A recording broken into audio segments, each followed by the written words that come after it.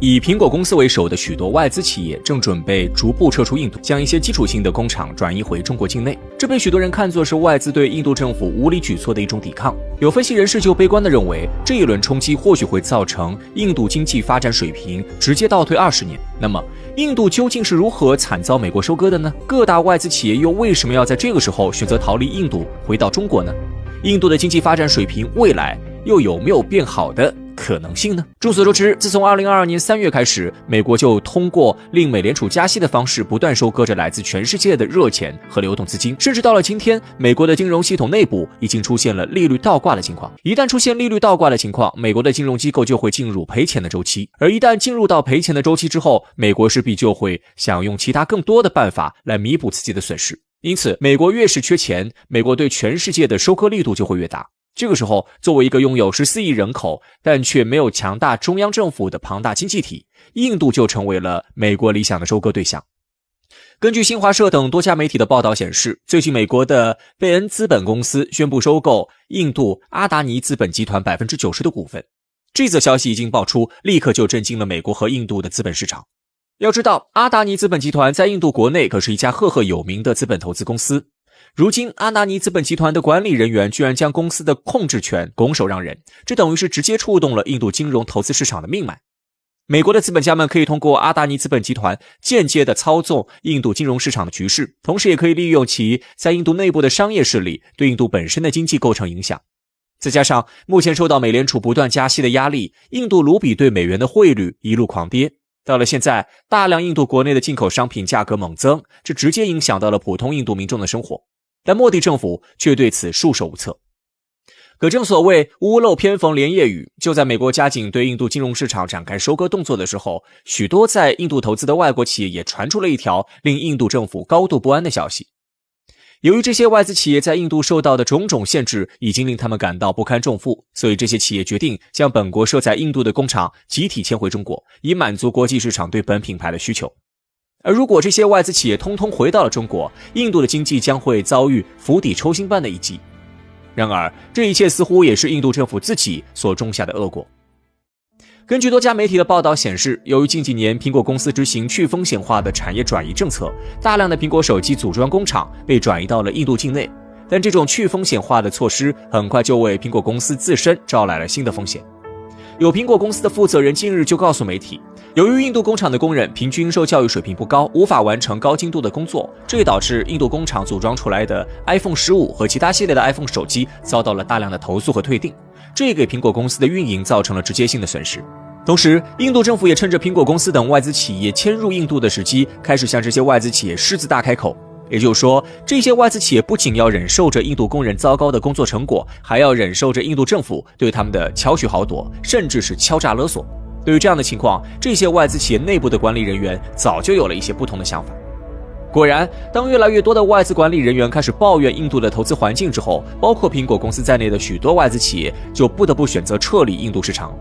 而这些企业都不约而同地将下一个目的地定在了中国境内。因为综合考量和比较一番之后，人们就会发现，中国不仅拥有高素质的劳动力人口，同时也有着大量鼓励外商投资的政府政策。更重要的是，中国政府绝不会像印度政府一样，在外资企业经营的过程当中对企业内部的事务横加干涉，甚至在一些领域故意给外资企业设置门槛，索求贿赂。特别是中国市场本身还拥有着巨大的消费潜力，大量中国的中产阶级人士也自发地成为了这些外资品牌的客户人群。而这样的现象在印度则非常罕见。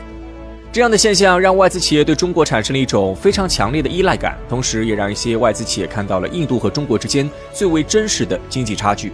尤其是对苹果等一些将企业由中国迁往印度的外资公司来说，这几年在印度市场的遭遇总算让他明白了中国市场的可贵之处。而当看清楚事实之后，他们离开印度市场的动作也就在情理之中了。在这些外资纷纷撤离了印度市场之后，印度经济可谓是遭到了釜底抽薪一般的一击。而与此同时，中国的经济将会迎来大批具有活力的新鲜血液。这正是中国在过去几十年间不断对外招商引资所结出的硕果。事实证明，只要我们做得足够好，即便是外资短暂的离开了中国市场，他们迟早有一天还是会回来的。但在遭遇收割和外资集体撤离的情况下，印度经济的处境就不太妙了。有分析人士在观察了印度经济的局势之后，就用一种极其悲观的语态表示，或许未来印度经济发展水平将会因为印度目前遭受的种种打击而直接倒退20年。当前印度经济的遭遇可谓是相当严峻的，一方面他们必须要顶住来自美国的金融收割，而另一方面印度政府也必须承受外资集体撤离印度给印度经济带来的直接冲击，一切仿佛都回到了最原始的状态。近10几年来，印度的人口一直在不断的上涨，但印度民众的生活水平始终没有得到大面积的改善，这使得印度市场对很多国际大品牌都失去了吸引力。作为一个和中国一样拥有14亿人口的市场，印度市场就远没有中国市场那么受人欢迎。等到今天，印度遭遇内外交困的局面时，这种人口众多但经济发展水平不高的局面，更是成为了压垮印度的最后一根稻草。如今，印度底层社会当中，青年失业问题已经成为了一个非常普遍的社会现象。很多印度青年在读完大学之后，才发现自己完全找不到一份合适的工作。辛辛苦苦读了10几年书之后，他们只能被迫回去继续从事父辈所从事的职业。再加上美国对印度的经济收割，使得印度国内某些商品的价格迅速上涨，这使得那些受过一些教育的印度民众也无法负担沉重的生活压力。久而久之，印度的经济就陷入了一片死循环的局面当中。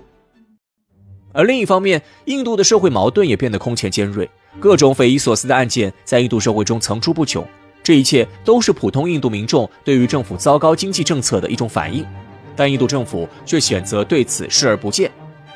有分析人士认为，印度的经济发展水平将在内外交困的局面之下直接倒退20年。这样的话虽然有些夸张，但还是有一些依据的。至少在目前，人们看不见印度莫迪政府为了改变现状做出的任何努力。2014年，莫迪上任印度总理时，人们曾经对他寄予厚望，不少人都希望莫迪能够将古吉拉特邦的经济奇迹复制到整个印度境内。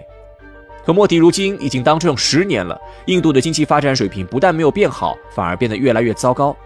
即便经历了几10年的经济发展，印度到头来还是只能够成为西方资本家们餐桌上的一道硬菜。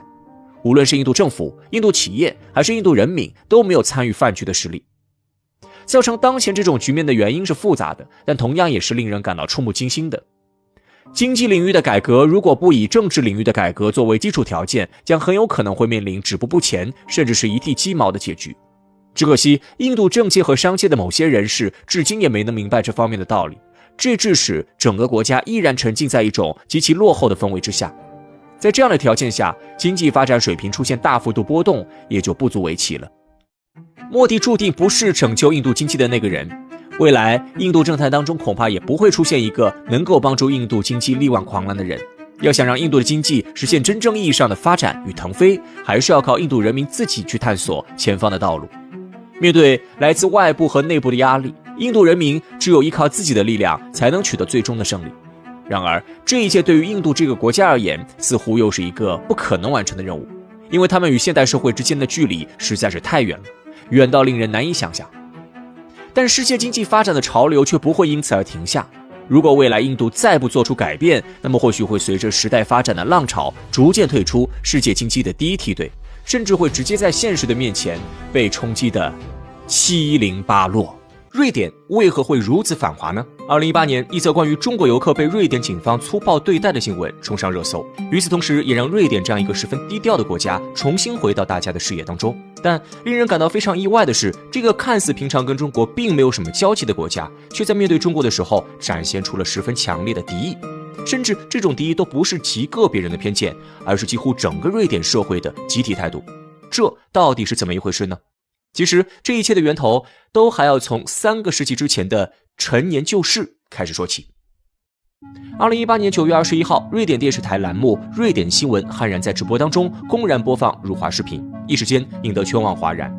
在这个视频当中，瑞典新闻打着给中国游客提示的旗号，大肆利用低趣味的噱头、粗鄙的语言，赤裸裸地宣扬种族主义，并且还刻意使用残缺的中国地图，挑衅意味完全不进行任何掩盖。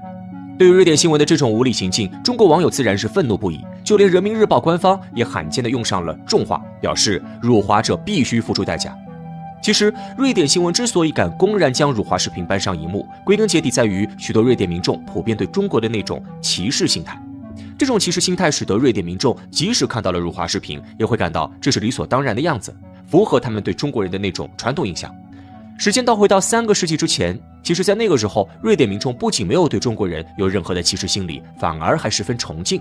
例如，在1753年，瑞典国王阿道夫·弗里德里克送给自己王后路维莎·欧瑞卡的生日礼物就是一座中国宫。然而，这一切都在18世纪末期开始逐渐发生了变化。从18世纪开始，伴随着工业革命的进行，整个欧洲大陆都步入了发展的快车道上，各种琳琅满目的工业制品使得仅仅依靠欧洲自身完全无法进行消耗。于是，在这样的情况下，便开始有欧洲商人想要将商品贩卖到中国。但好巧不巧，当时的清政府正处在最严厉的海禁时期，西方货物想要进入中国极度困难。为了克服这些阻碍，欧洲商人往往需要花费巨资进行上下打点，一来二去，最终赚取的利润又会所剩无几。对于资本家们来说，金钱那可是比命还要重要的东西，明明可以赚到口袋里的钱，却因为各种各样的原因拿不到手，说不心疼那肯定是假的。因此就这样，一些西方商人便开始恨上了中国。随着他们回到欧洲，各种流言蜚语也迅速遍布欧洲大陆，最终便形成了欧洲人对中国的偏见。不过值得一提的是，虽然这个时候欧洲人已经对中国存在了偏见，但这种偏见还远远达不到歧视的程度。至于为什么会变成后来这个模样，与一个瑞典人的关系密不可分，而他就是瑞典著名科学家林奈。1735年，林奈著作《自然系统》问世，不可否认，这本书对植物学的发展做出了非常重要的贡献。但其在关于人种分类的相关内容上却夹带上了一些私货。原来在这之前，欧洲人对亚洲人的肤色认定尚还没有形成统一。有些人认为亚洲人与欧洲人一样同属白种人，有的则把亚洲人定义为棕色人种，但无论如何都没有黄种人这个说法。为什么呢？因为在欧洲的文化语境当中，黄色并不是一个受人欢迎的色彩。用基督教的解释来说，黄色处在白与黑之间，既不绝对纯洁，也不完全污浊，是一种可耻的颜色。所以在对亚洲人，特别是中国人还非常尊崇的时候，欧洲人自然不会用黄色这个不好的颜色来进行定义。直到第10版的自然系统中，林奈细微地将亚洲人调整为黄色，这才有了现在黄种人的说法。但很显然，这个改动并不是那么善意的。如果按照欧洲文化中黄色的含义，黄种人这个词几乎可以被比作可耻的人，歧视的意味不言而喻。可是问题又来了，为什么林奈要这么做呢？答案很简单，说难听点，就是为了趋炎附势。由于地处偏僻的北欧，在第2次世界大战结束之前，瑞典一直都属于欧洲的边缘国家，而这种边缘的身份便会使得瑞典特别希望得到欧洲主流社会的认同。因此，当整个欧洲开始流行对亚洲人，特别是中国的负面消息后，瑞典自然会甘愿当欧洲反华势力的马前卒。林奈是这个时代之下的一道缩影，代表了恰恰是很多瑞典人希望通过侮辱中国人来赢取西方主流社会掌声的扭曲心态。几年之前，美国皮尤研究中心曾通过数据研究分析，弄清楚了现在哪个西方国家民众最讨厌中国人。最终的结果出乎所有人的预料，没错，就是瑞典。根据研究数据显示，现如今有超过85%的瑞典民众对中国感到十分厌恶，这一数据远超所有的西方国家。如果说过去反华是受到整个西方的影响，如今绝大多数的欧洲人都能做到与中国友好相处，为什么瑞典还会成为那个独树一帜的例外呢？关于这个问题的答案，现在的瑞典政府绝对难辞其咎。实际上，在新中国成立之初，中瑞两国的关系远没有现在这么恶劣。瑞典甚至是整个西方国家当中第一个承认新中国合法地位的国家。但很可惜，这种友好的状态伴随着一件大事的发生逐渐消失了。而这件大事便是冷战的结束。冷战中，瑞典一直都是旗帜鲜明的中立国，对美苏任何一方都不过分亲近，也不过分疏远。但很显然，伴随着苏联的倒塌，中立也就逐渐失去了意义。毕竟天平已经倾覆，谁还能够稳占中央呢？于是，在这样的情况之下，有越来越多原本的中立国改变了自己的立场，投入到了美国的阵营当中。而作为一个向来都习惯见风使舵的国家，瑞典自然不甘落后。但美国的阵营可不是那么好进的。如果说苏联尚在，那么美国肯定希望朋友越来越多。但苏联已经消亡了，此时想要加入霸主一方，必然需要展现出自己的价值。而瑞典选择的就是甘当美国的马前卒。2024年1月23号，土耳其大国民议会正式通过决议，批准了关于瑞典加入北约议定书的相关内容。对此，瑞典首相克里斯特松兴奋地表示，土耳其的决定令瑞典向北约成员国又迈进了一步。根据资料显示，目前瑞典距离加盟北约仅只差最后一个匈牙利点头同意，而后者早在去年就向瑞典开出了3个条件，作为最后的考验。因此，对于瑞典来说，加盟北约几乎已经是板上钉钉的事情了。那么，为什么瑞典能够实现这个十分艰难的目标呢？想必大家已经猜到了答案，没错，就是瑞典足够繁华。就拿瑞典新闻的辱华事件举例，在事情发生之后，中国外交部门当即便向瑞典政府展开了交涉。然而，瑞典政府却用一句“这是瑞典的言论自由”搪塞中国，丝毫没有半点道歉的意思。与之类似的事情还有很多，例如2020年瑞典就关闭了国内的孔子学院，像宜家、H&M 这样瑞典知名的国际品牌也先后爆出辱华、歧视中国人的负面新闻。种种行径的背后，如果没有瑞典政府的默许，肯定是没有那么容易实现的。实际上，不管我们愿不愿意接受，近些年来，西方国家除了视俄罗斯为最严重安全威胁之外，中国也被其列为了安全防范的对象。除了在瑞典身上，我们不难发现，似乎很多国家现在都在有意识地去中国化。例如刚刚过去的中国农历新年，就有不少在海外的朋友发现，一些国家的英文标识从前些年的 Chinese New Year 变成了 Lunar New Year。虽然只有一词之差，但意义却相隔甚远，对中国来说更是一个赤裸裸的阳谋。那么面对这样的情况，中国就束手无策了吗？其实也不尽然。就拿瑞典民众现在的反华心态来说，其实说白了就是在西方媒体的刻意引导下，对中国积累的错误印象产生的结果罢了。例如，曾经就有一位网友分享到，他在国外的时候，有一个非常礼貌的外国人，义正言辞地对他发出质疑，询问中国为什么不让韩国独立。很多人第一眼看到这个段子或许会感觉很搞笑，但实际上这何尝不是外国民众被长期蒙昧的体现呢？所以我们才需要用真诚去消除这种误解。幸运的是，在我们的努力之下，如今的世界已经被撕开了一道口子。美国女诗人艾米丽·狄金森曾经写道：“我本可以忍受黑暗，如果我未曾见过光明。”如果没有看到过真实的世界，西方民众自然容易被蒙蔽，但现在看到了，原本那牢不可破的印象自然而然就会出现松动。所以我们只需要坚持自己正确的道路，相信时间会给出答案。